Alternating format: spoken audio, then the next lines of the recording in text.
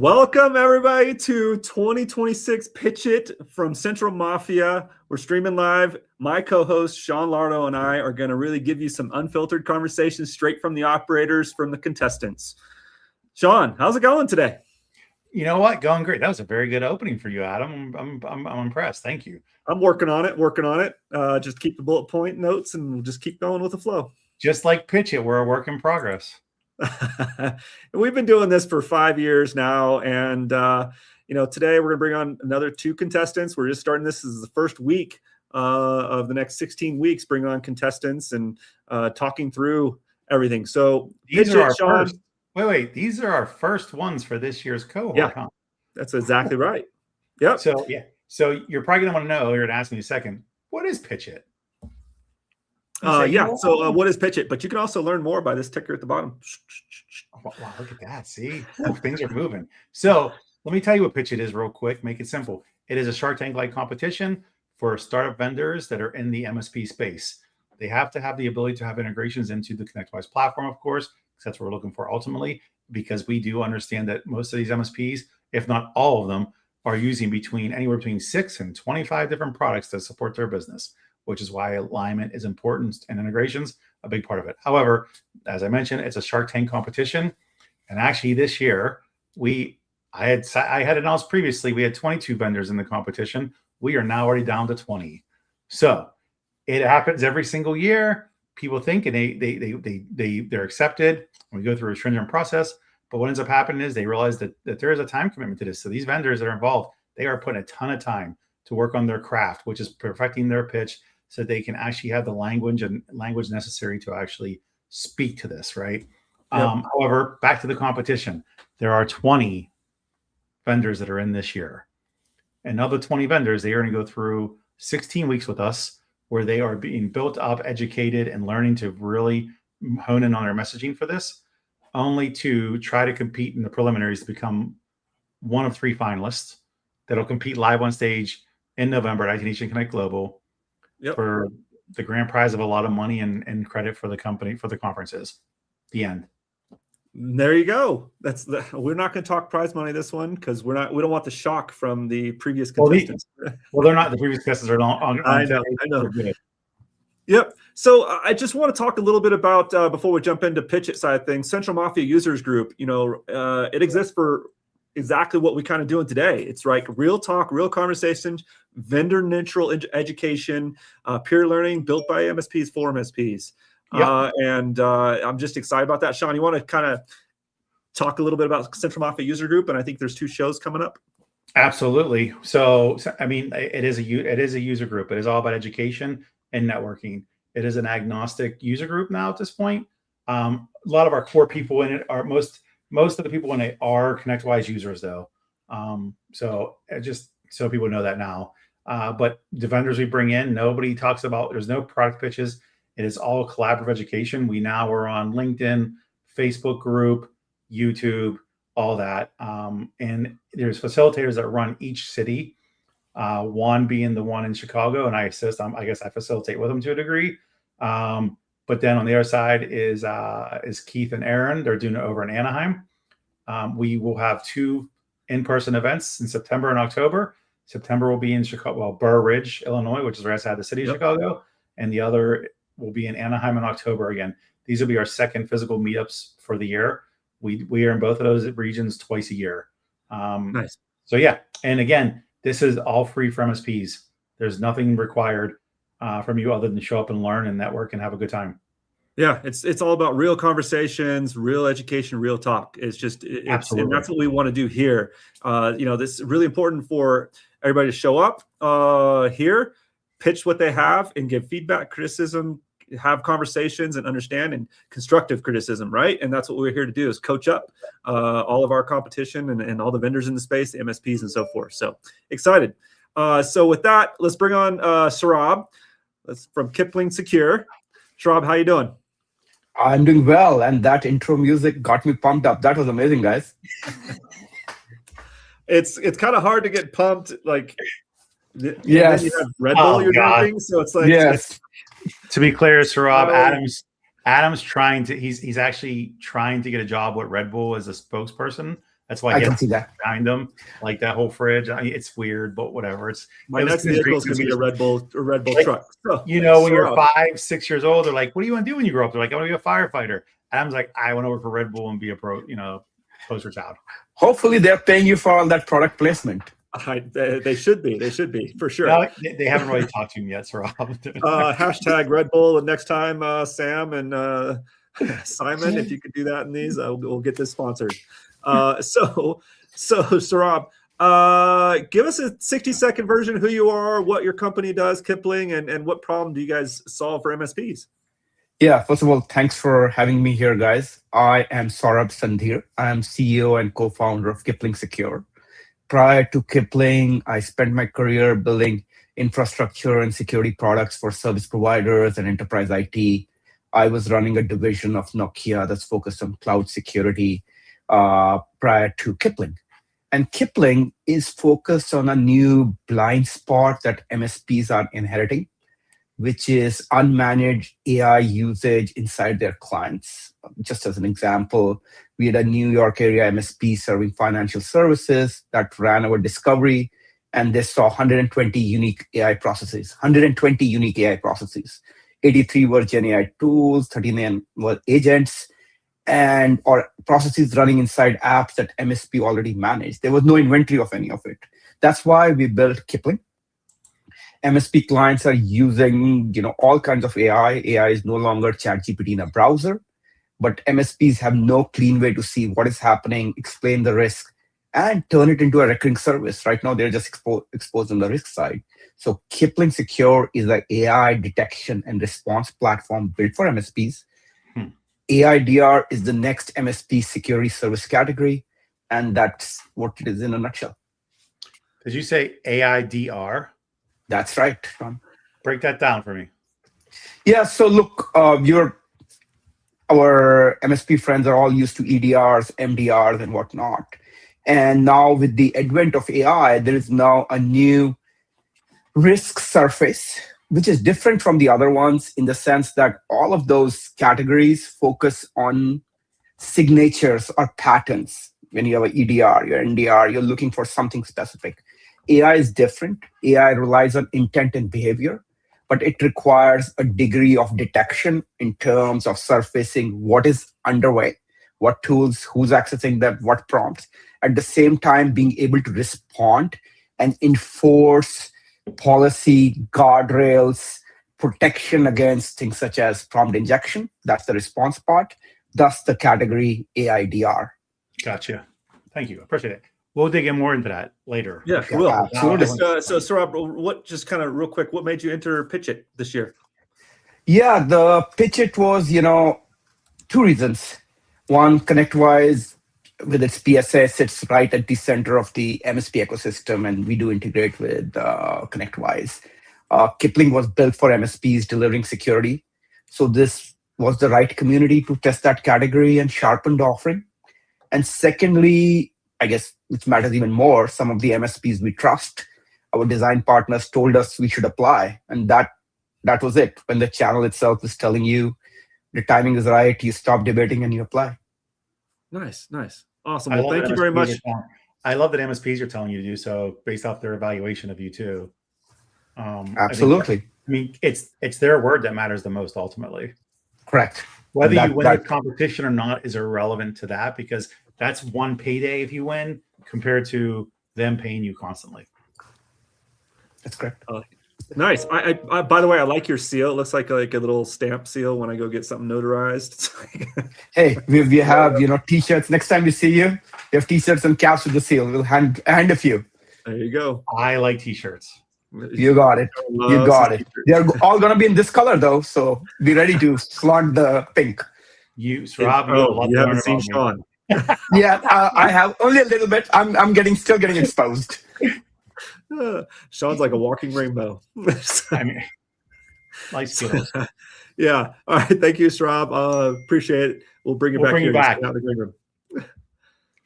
Aaron, how you doing, Aaron? I'm doing great. I'm doing outstanding. Travis. Thank you. Say again? From hang on. You have a product called Travis from Seron Security.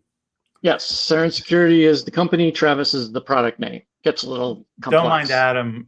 When it comes to cybersecurity, Adam becomes slower. So it goes this way. Yeah, he just.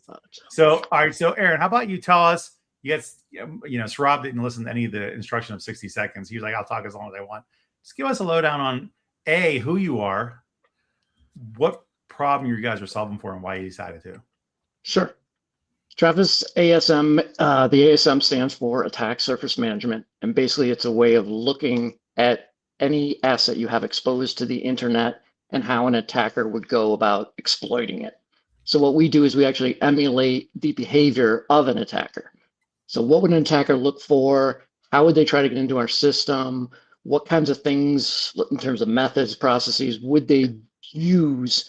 Some ethical, some unethical, because they're bad guys.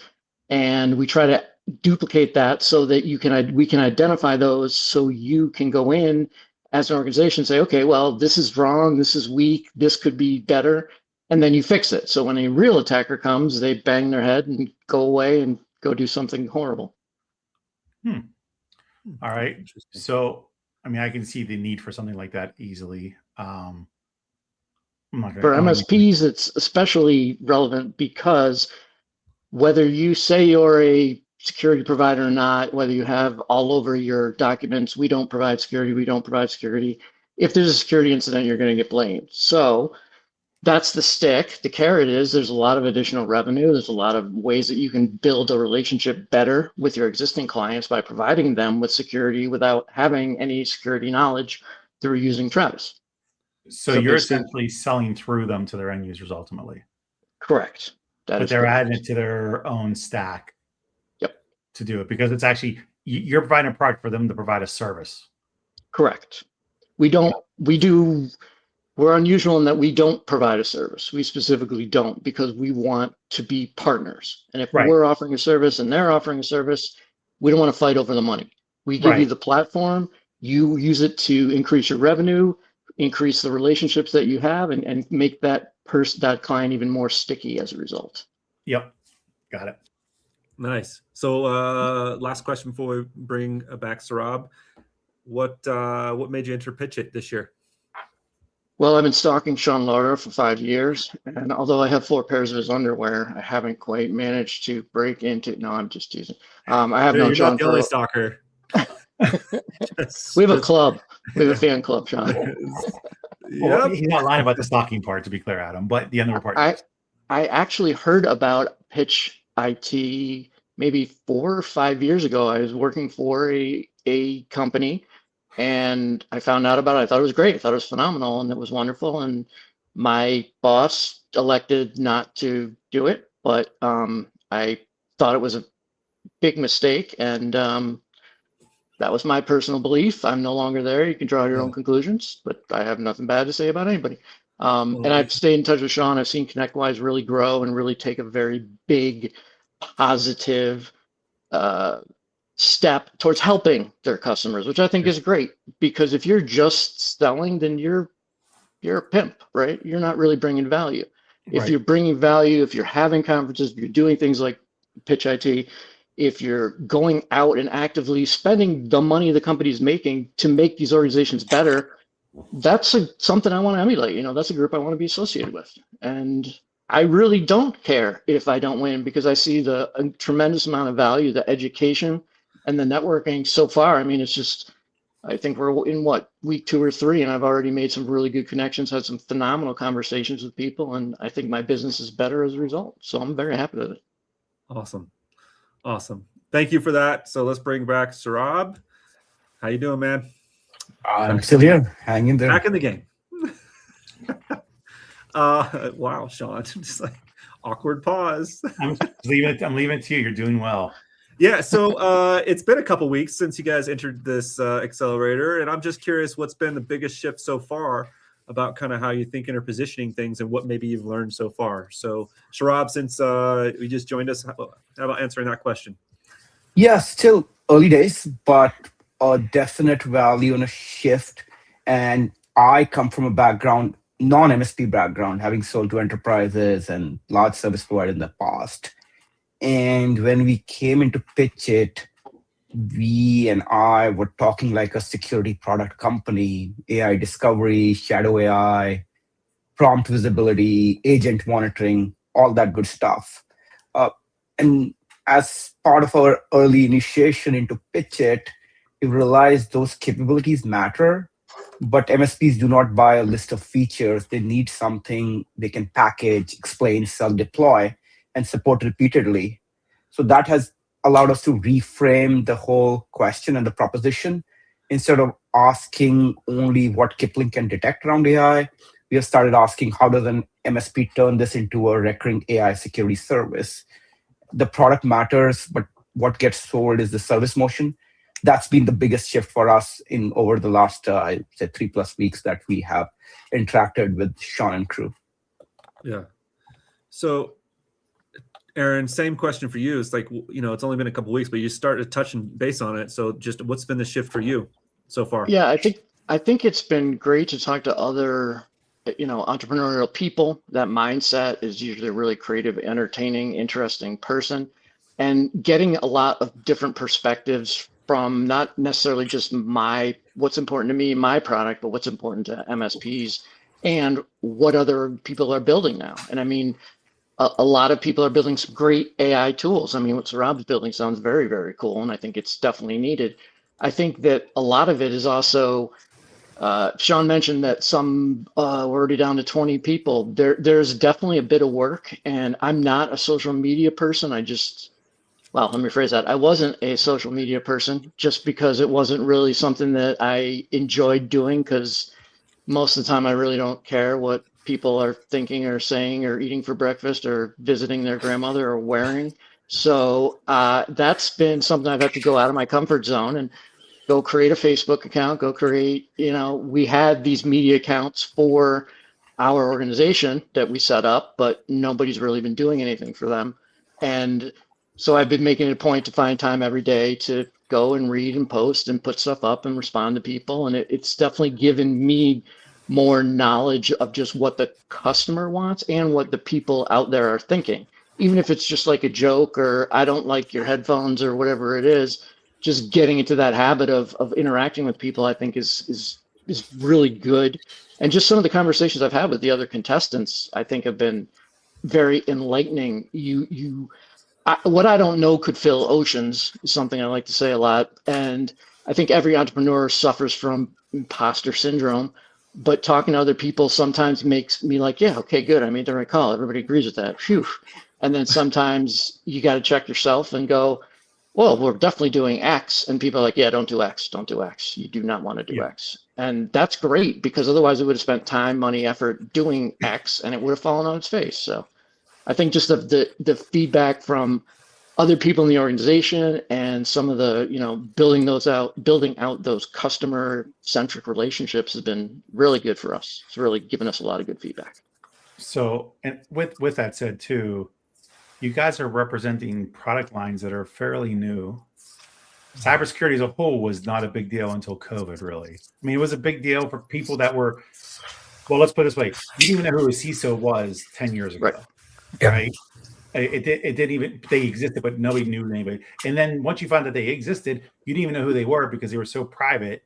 They didn't list they were CISOs either, right? So that there's been this evolution. And so cybersecurity being really front of everything as of COVID time, because the remote employee stuff is really what did it.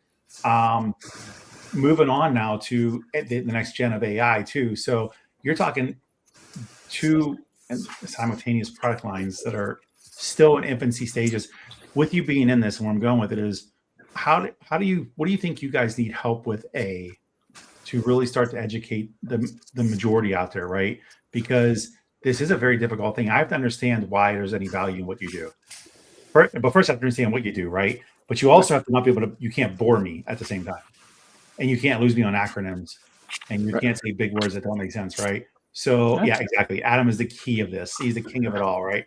And I do not like acronyms. Yeah. So Saurabh, when you're going down this path, what is it you need to figure out? What do you think you need to know or learn or develop? Or what do you think people should know in general when it comes to this? Because you really are probably in the harder area with the AI piece. Yeah, yes and no in terms of the horror area. I mean, we have the reverse problem too. AI is everywhere. I mean, there's not a single vendor or MSP who doesn't have some AI verbiage and lipstick on a pig floating around. But yes, look, what we have learned around that the hard way is we need to, as you're saying, establish value before we start talking pricing. And before establishing value, we have to establishing the context. And what we have found is there are two ways to it.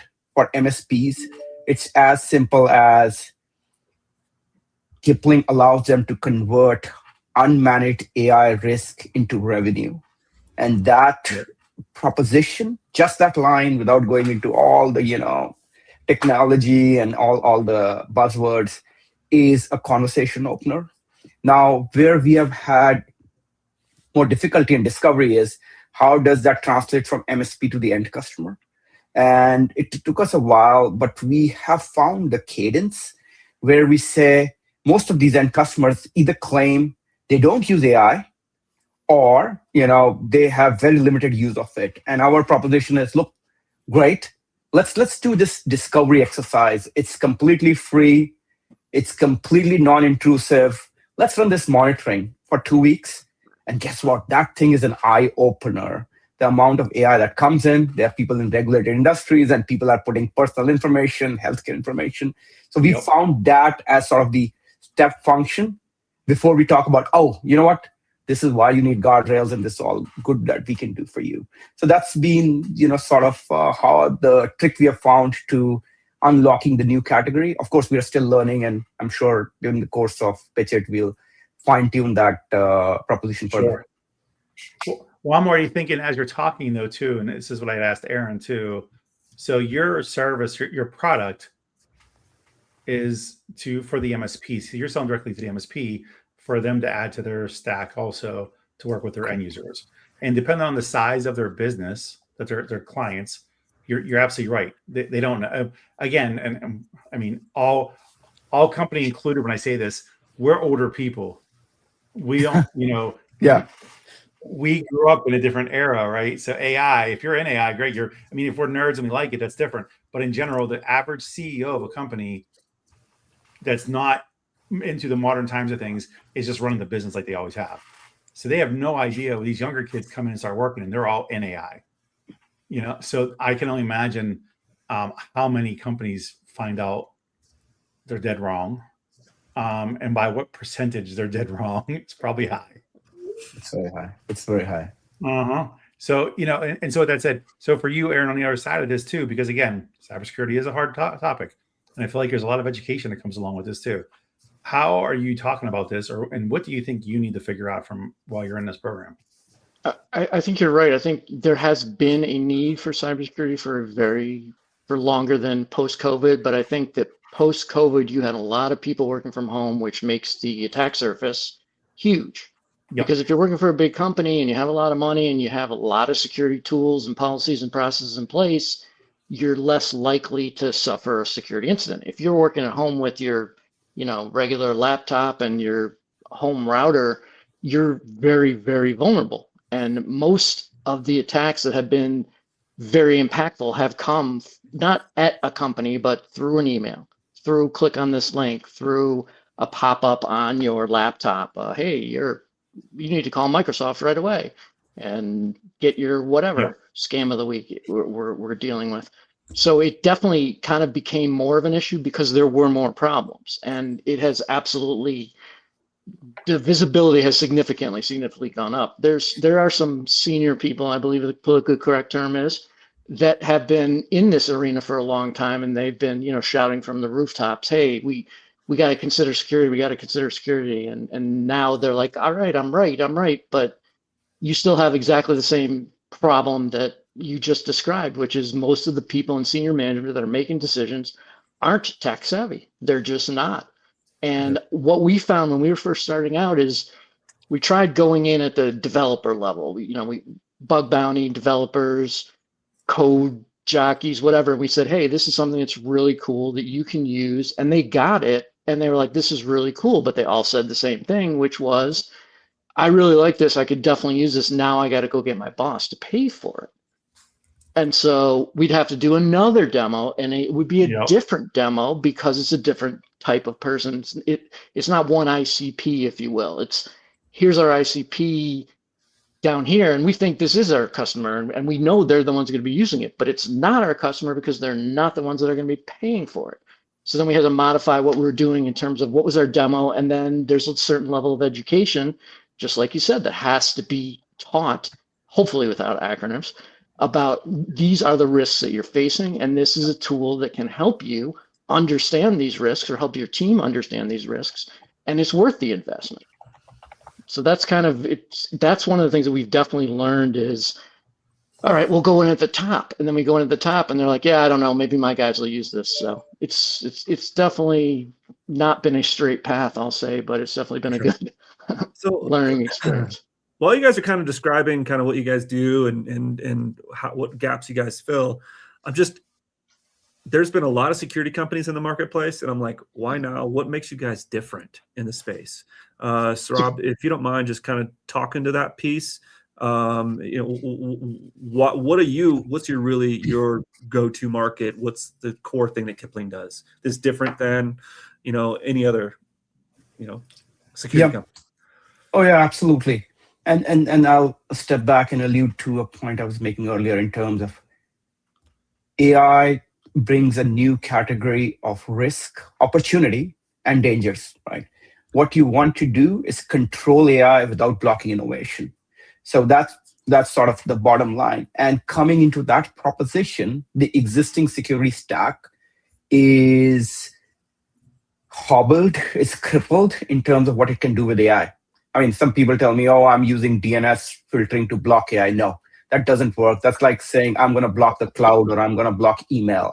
It's just it's impractical. Some people say I use a browser extension, but AI does not live in your browser anymore. So traditional security stack is, long story short, focuses on patterns, focuses on behaviors, historical events, and is hobbled with when it comes to AI. And that's where Kipling comes in. Kipling's ability to detect that part and to be able to respond to it is what differentiates us.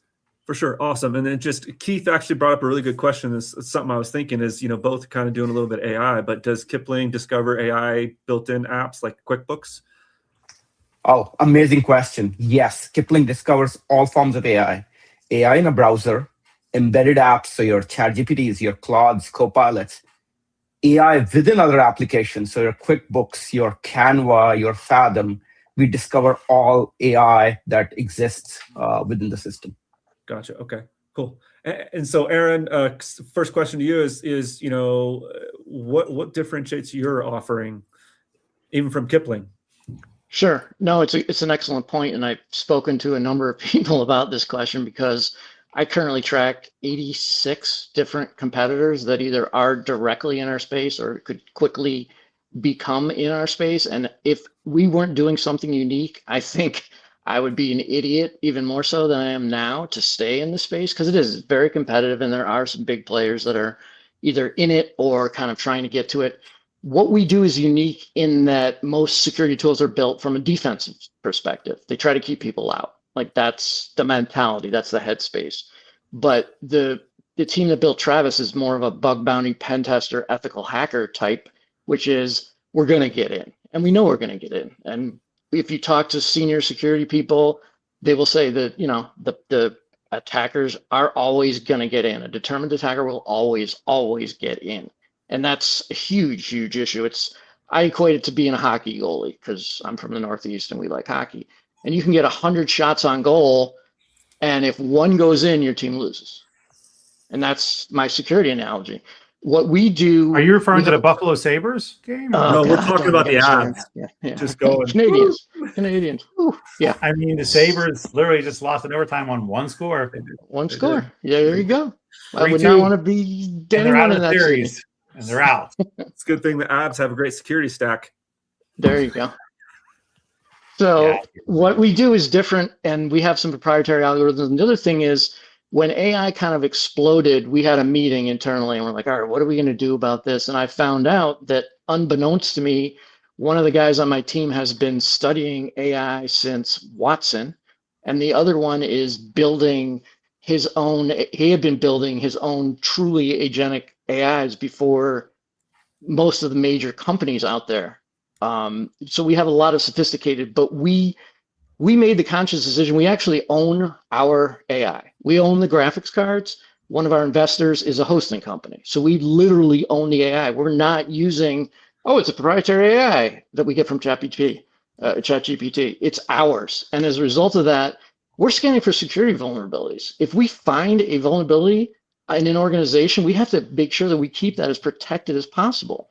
And everyone's heard stories, and I'm sure Saurabh has heard stories about our public information somehow managed to get out into the internet, even though you have a closed AI or a private AI, or we don't share information. Yep. Ours literally can't. And we've been using AI as part of our solution, and it was never a, hey, we have a toaster and it's got AI now, and so yeah, we're great. We used it as part of the way that we classify vulnerabilities and part of the way that we rank vulnerabilities. So Yeah. any organization is going to have hundreds potentially of vulnerabilities. And what do you do? So part of what we do is we have an algorithm with some industry standards that say, here's your top 5. These are the things you need to fix. We don't just say, hey, you have vulnerabilities. We say, hey, you have vulnerabilities. Here's what the vulnerability is. Here's why you have the vulnerability. And here's how to remediate it, including, if appropriate, even writing code that will work, that you could swap and copy and paste in, and it will make your organization more safe. There may be other organizations out there doing that. I'm not aware of them being a big presence in the market. I'm also aware of the fact that we made it a point to understand AI very quickly. And as a result, one of the things we scan for is we scan for exposed MCP servers. We scan for open API endpoints, which is where people usually put their AI. And we scan for all the common ports Dear Lord, that organizations put there. Aaron? Yes? Shut up. Okay. Thank you. So Aaron, thank you for that. That was a lot of keep detail. going. You're going to give us your thesis, and it's like, oh, dear Lord. I was like, well, does it block port 80? So that was my next question. So Saurabh, we'll let you talk for a little bit. So as you think about heading towards the PitchIT stage, the final PitchIT stage, right, in front of a lot of people, what are you kind of focused most on improving between now and PitchIT Day? What are we focused on improving between now and pitching day? I think 2 things. One is to bring our value forth in the first part of the conversation, in first 5 to 10 seconds, making sure that we have the engagement. Yes, AI is hot, AI is everywhere, but what we do is new and can sometimes be daunting. So how to distill that in a fashion that doesn't seem rehearsed, but at the same time is compelling. The second aspect is there is a lot of, we didn't talk about technology. And yes, Sean, I'm not going to talk about a thesis, but I got one as well somewhere. But Aaron, I want you to, Aaron, take notes, okay? Take notes. Yes, Rob, you're doing well. Yeah, so we want to bring our, while we want to talk about the business outcomes, we do want to talk about technology differentiation and the edge and why not everybody can build what we are building or have built. So how to balance those 2 goals in our pitch in terms of our proposition. That's the second thing I would focus on between now and the pitches. Yeah. Awesome. Aaron, what about you? My goal would be to focus on the fact that it's very easy to implement this, that there's a need for it. It will increase revenues and it will increase customer retention. There you go. Nice, concise answer. I like that. Wow. That was good. Are you sweating, Aaron? You're sweating there. It looks like holding back. It's like a dam. Awesome. Well, it's been really great. Thank you guys very much for joining us. So these two guys, Saurabh and Aaron, check them out. Check out their websites. I'll be sure and share this video and comment, like it. And there's gonna be a lot of people watch the replay and so forth. So 2028 PitchIT is a grind. A lot of learning, a lot of education, a lot of sessions. Be sure to attend all that stuff. And we're gonna be here every week. 2028? Did we time travel again? Let's just stick with 2026. One day at a time, please. Did I say 2028? 2026? Like what? Yeah, I mean, I guess I didn't win in 26 then. Wow. well, I mean, Aaron, you talked so long, it's 2028.